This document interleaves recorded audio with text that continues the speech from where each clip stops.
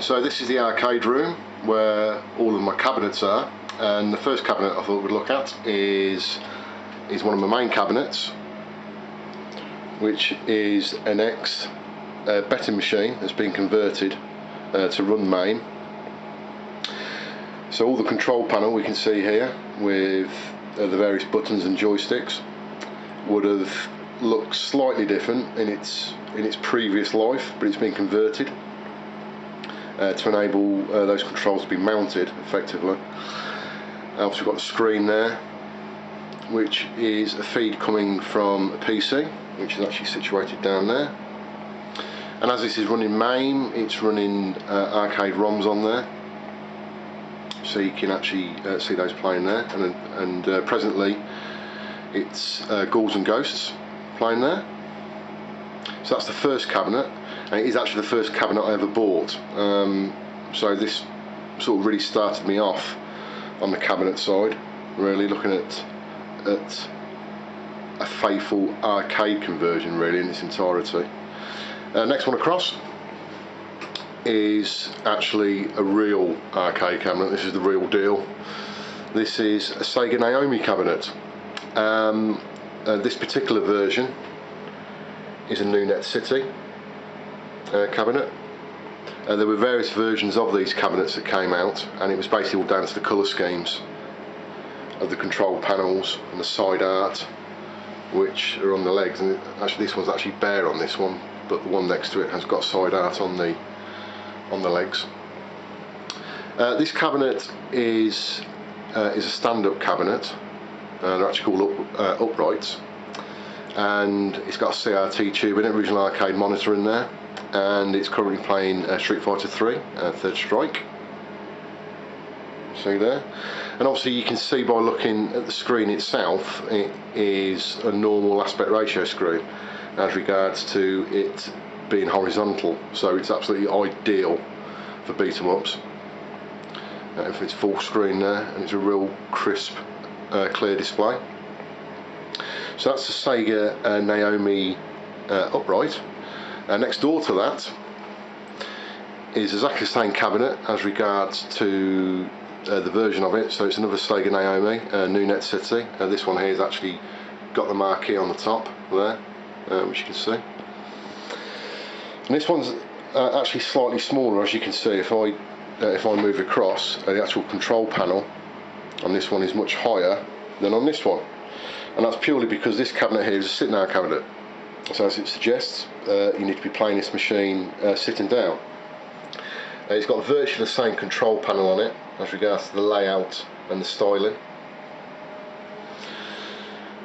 The biggest difference on this cabinet is the fact that the screen itself is vertical, so it means you can get full screen for a majority of the shoot 'em ups. Anybody that has used consoles, for instance, on a normal TV screen and turn it on its end, which is effectively what this is set up as, even though it's not a TV screen, it's an arcade monitor, but virtually the same, is you get full screen. So you get a real authentic look on that.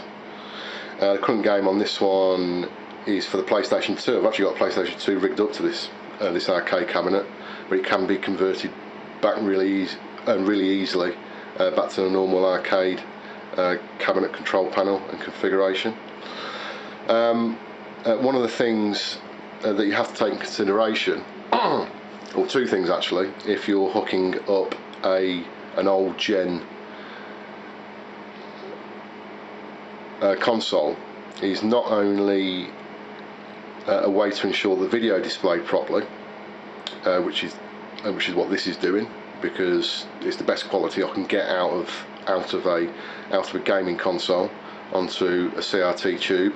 It's got a special lead made up so it can interface sort of perfectly with the monitor. Is obviously the controls. Now obviously what you can do is just sit there or stand there and hold a normal gaming pad. Well, that's not particularly authentic in my eye.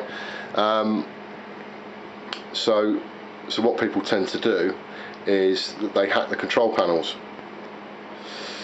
and what I've done here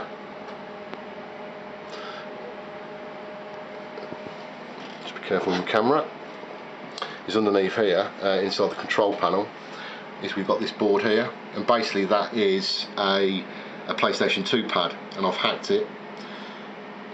So I've taken wires off the control panel and wires off the actual pad itself, which is linked here. You can see here I've just got that temporarily there just to show you, and that goes down to my PlayStation underneath. So I can actually control everything through the control panel on the front here. So if I want to start it, I can just press the one player start to load, and that's come back to the main screen. So I press one player again, it will load again, and I can start to play the game like that. Just quickly just go through this. Start, original, choose my power. That's it, and the game's starting. And now all these consoles have got the volume turned down, but all that does work. I can turn the volume up on the control panel.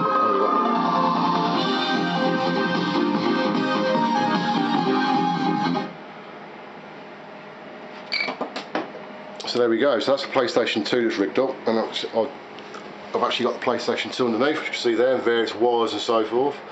That's connecting it all up. And again, all this can be reverted back to a fully working arcade arcade cabinet in minutes. It's just interchanging of plugs and adapters and so forth. Finally, I've got my Sega Lindbergh cabinet. As you can see, this has got a rather big screen on it. This is actually an LCD HD cabinet, which is the current gen of arcade cabinets doing the rounds in the arcades. This is quite a special cabinet in itself, so there's not many of them around, and there's even less of them around in the homing environment. So we've got the control panel, exactly the same here, and obviously the name of the cabinet type, Lindbergh, Sega there. And actually running on this console at the moment, running on this cabinet at the moment is a PlayStation 3 console, because certain conversions of the beat-em-ups, which is primarily what I bought this cabinet for, are extremely good conversions. They're as the arcade originals, and this one at the moment is currently running Blaze Blue. So again, all this is rigged up to the PlayStation 3, so I can operate everything off the arcade control panel, and that's loading up now. And there we go. There we go.